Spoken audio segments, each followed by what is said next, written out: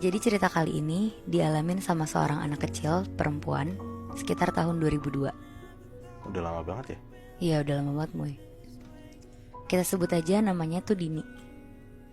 Dini umurnya tuh 8 tahun. Dari kecil dia sekeluarga tinggal sama kakek dan neneknya. Karena neneknya udah gak ada, jadi kakeknya Dini ini ngejaga banget barang-barang punya neneknya. Pokoknya bener-bener gak boleh ada yang nyentuh atau mindahin barang-barang neneknya. Sampai akhirnya Dini ini lagi main sendiri di kamar kakeknya. Jadi dari dulu ada benda punya neneknya. Benda ini tuh ditaruh di dalam kotak warna merah. Kalau kotaknya ini dibuka, isinya ada kalung leontin. Dini selalu penasaran sama bentuk kalungnya, karena si kakeknya Dini ini tuh selalu cerita ke cucu-cucunya kalau kalung ini tuh salah satu benda yang paling bikin dia inget sama istrinya. Karena anak kecil itu rasa penasarannya lumayan tinggi, jadi Dini diem-diem dari kakeknya mau lihat kalung itu. Pada saat itu pas banget kakeknya lagi mandi, jadi Dini beranilah mau ngeliat bentuk kalung ini. Dini jalan ke arah meja di kamar kakeknya. Kotak merah ini tuh letaknya ada di atas meja, ditaruh rapi banget sama semua barang-barang neneknya dulu. Dini buka kotaknya, dia lihat isinya. Kalungnya itu tuh warna silver dan kayak ada permatanya gede dan bentuknya bulat. Tapi rasa penasaran Dini gak sampai situ aja. Dia kayak ada perasaan untuk kepengen banget buat pakai kalung itu. Akhirnya dia nyobain pakai kalung itu. Dia ambil dari kotak merahnya, dia kalungin ke lehernya, dan pas Dini ngaca, dia suka banget sama kalungnya. Dia ngerasa dia cantik banget kalau pakai itu. Pas banget kakeknya selesai mandi, terus kakeknya keluar dari kamar mandi. Dini buru-buru masukin kalung neneknya itu ke dalam bajunya Dini. Jadi gak kelihatan sama kakeknya kalau dia pakai kalung itu. Akhirnya Dini lanjut main dan gak lama mamanya Dini manggil Dini untuk mandi sore. Setelah itu sekitar jam 8 malam, Dini mau siap-siap tidur karena besok pagi Dini ini harus sekolah. Jadi Dini emang dari kecil tidurnya sendirian Bi. Udah gak sama orang tuanya. Pas Dini udah mau tidur, Dini naruh kalung itu di laci meja kamarnya. Pas banget Dini mau nutup matanya untuk nyoba tidur, dia ngerasa kayak ada yang ngeliatin dia dari pojok kamarnya. Tapi pas dia buka mata, kamarnya kosong, gak ada siapa-siapa. Di situ Dini udah ngerasa gak enak perasaannya. Tapi dia tetap lanjutin untuk tidur aja karena dia juga udah ngerasa ngantuk banget. Besok paginya Dini bangun tidur, Dini siap-siap mau ke sekolah. Tapi sebelum dia berangkat ke sekolah, Dini ini buka laci kamarnya.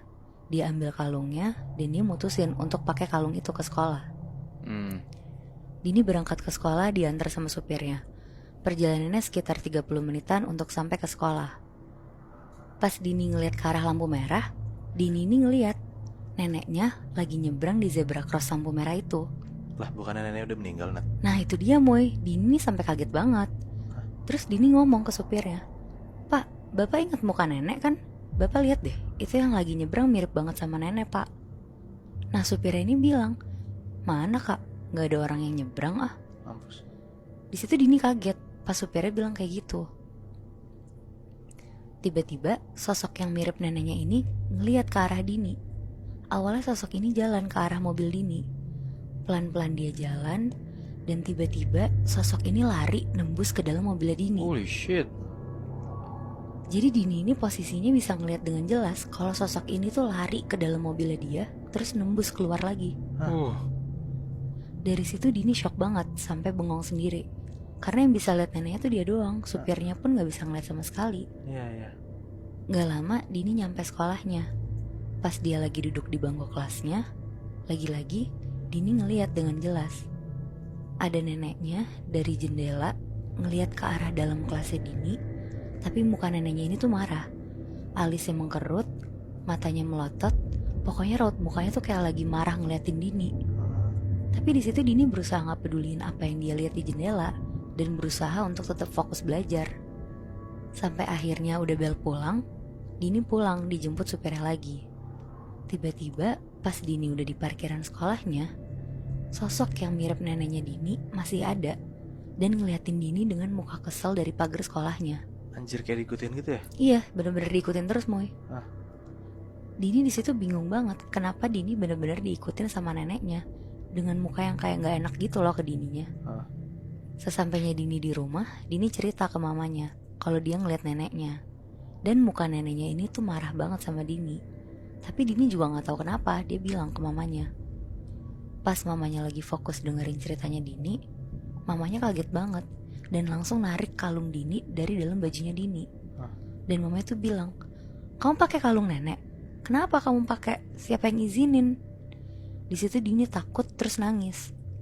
Pas Dini nangis, mamanya Dini tuh ngeliat ke arah jendela yang ada di belakang Dini. Dan di situ mamanya tuh kaget banget karena dia ngeliat neneknya Dini lagi berdiri ngeliatin mereka sambil melotot. Mama juga ngeliat sekarang. Mamanya sekarang ngeliat. Gak lama tangan neneknya tuh naik dan nyakar kaca jendela yang ada di belakang Dini dari atas ke bawah pelan-pelan. Anjing. Kayak gitu suaranya. Anjing. Di situ tuh ada suara ngilu banget, kayak lo tahu kan Moebi, suara kaca yang dicakar bunyinya tuh kayak tadi. Mamanya kaget banget dan langsung teriak manggil kakeknya. Mamanya teriak, "Bapak!" Terus kakeknya Dini ini datang ke ruang tengah dan kakeknya tuh kaget banget. Kakeknya jatuh sampai berlutut gitu sambil tangannya megang ke meja makan. Di situ sosok neneknya tuh masih ada. Dan bahkan pas kakeknya datang, muka sosok neneknya ini tuh jadi makin marah lagi. Dengan terbata-bata kakeknya ngomong, "Siapa yang pakai kalung itu?" Dini nangis dan minta maaf ke kakeknya dan langsung ngaku kalau dia tuh yang pakai. Kakeknya langsung nyuruh Dini dan mamanya ke kamar. Terus kakeknya bilang ke Dini untuk jangan coba-coba pakai kalung itu lagi atau bahkan nyentuh barang-barang nenek lagi. Malamnya, karena Dini takut banget sosok neneknya datang lagi, dia mutusin untuk tidur di kamar mama papanya. Dini ngerasa aman dan nyaman karena gak harus tidur sendirian kan. Pas udah waktunya untuk tidur, Dini matiin lampu, terus dia pakai selimut dan menjamin mata. Tiba-tiba Dini ini mimpi. Di mimpinya tuh jelas banget Moebi. Dini ada di rumah kakeknya yang lagi dia tempatin sekarang. Dini tuh kayak flashback ngeliat waktu neneknya masih hidup. Dini ngeliat muka kakeknya seneng banget, kayak bener-bener bahagia ada nenek di sampingnya. Bener-bener yang dilihat Dini tuh kayak kejadian nyata, tapi masa lalunya kakek dan neneknya. Dini juga ngeliat waktu neneknya sakit dan udah dirawat di rumah sakit. Di sini Dini udah mulai sedih karena dia jadi ingat setahun yang lalu pas neneknya dirawat dan akhirnya meninggal. Tapi pas Dini ngeliat lagi, dia lihat malam-malam waktu neneknya lagi duduk untuk minum obat, ada kakek yang lagi jaga, kayak ngeliat-liat waspada ke arah pintu, sambil narik kalung yang dipakai neneknya ke belakang, sampai neneknya kecekek dan meninggal. Hah? Di mimpi itu Dini teriak sampai kebangun. Bangun-bangun dari mimpinya, ternyata dia gak tidur di kasur, tapi di lantai. Anjir. Dan dia ngerasa kepalanya lagi dielus sama mamanya. Tapi ternyata, pas dia lihat ke atas, yang ngelus kepala dia bukan mamanya, tapi neneknya. Ya anjing. Jadi ternyata Moebi, kakeknya Dini itu tuh ngebunuh neneknya Dini karena gak tega ngelihat neneknya tersiksa waktu sakit-sakitan. Wow. Berarti yang dimimpiin sama Dini itu nyatanya kayak gitu? Iya, itu benar-benar kejadian nyata. Dan kayaknya yang ngasih lihat itu tuh neneknya. Oh Shit. Oh berarti neneknya tuh kasih pertanda baik ke Dini biar Dini tuh tahu sebenarnya apa yang kejadian dong dia. Iya, mirip-mirip kayak gitu sih, Moy. Tapi setelah Dini mimpi kayak gitu, dia ngasih tau ke orang tuanya gak? Enggak sih, Dini gak cerita. Ya anjing, parah banget sih itu.